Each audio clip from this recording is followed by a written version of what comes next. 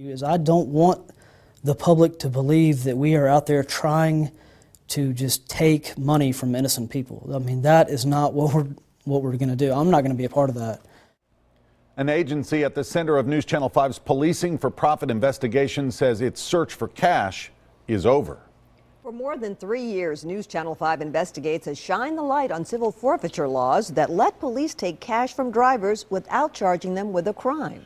Critics called it highway robbery, but now one of the agencies involved in that practice has a new boss, and he promises to end the practice. He sat down with News Channel 5's chief investigative reporter Phil Williams, and this is a major breakthrough. There is absolutely no doubt about that. For years, the state's district attorneys have fought to keep lawmakers from cutting off this source of money. But in a first here in Tennessee, this new DA says it's not the way he wants to do business.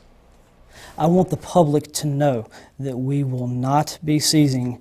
They do not have to be in fear of the 23rd Judicial Drug Task Force seizing their personal property, their cash, their assets. When Reed Crouch was elected DA back in August, he inherited a drug task force that aggressively worked a stretch of I-40 in Dixon County, large sums of money, over $5,000 in cash. taking advantage of laws that let them seize cash, often from out-of-state drivers, based on the suspicion that it's drug money, money that the agency got to keep. The way the civil forfeiture law exists, it can be misapplied.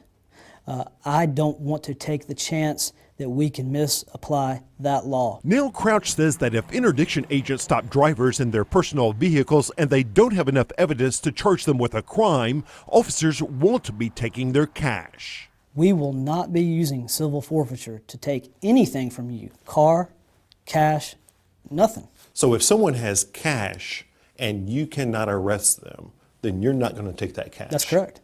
That's a big change. I think so. I mean, I do. The new DA also discovered that the task force was running a $400,000 annual deficit. But instead of pressuring agents to come up with more cash, he's asking area law enforcement agencies to assign officers to work with the team, allowing him to get officers off the task force payroll. My goal is to become an agent-assigned drug task force. I mean, essentially eliminating 90% of a payroll. So there would be no profit motive under what you're talking about. Yeah, if there's no money, no big deal. They just go back and take to their job at the Dixon Police Department, at McEwen Police Department, Cheatham County Sheriff's Department, whatever agency they're assigned from.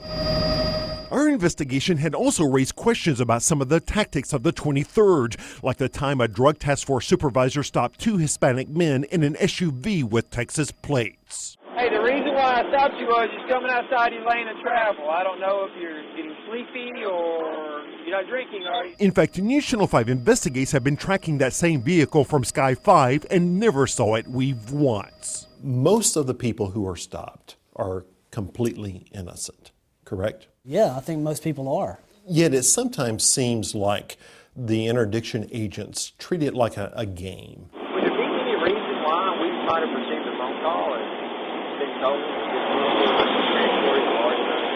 this Manipulating citizens to see if they can get them to consent to searches. Play it off like he's one of us. Hey man, if you're a favor, if I get another search out of the way, I get to go where we want. Do you understand how these innocent people must feel when they go through this? I can't personally say I know how they feel. I wouldn't want to be that person.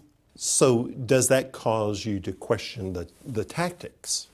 What it causes me to do is to review what has been done in the past and try to be much more specific in our approach to finding drug dealers and drugs. You run your dog. Our investigation also questioned the use of drug dogs to justify searches when drivers refused to give interdiction agents permission to search. In this case, when one dog did not alert on a truck, agents brought out a second dog that did get a hit, finally giving them a reason to search. That search turned up nothing. And I think in this case, why run more than one dog?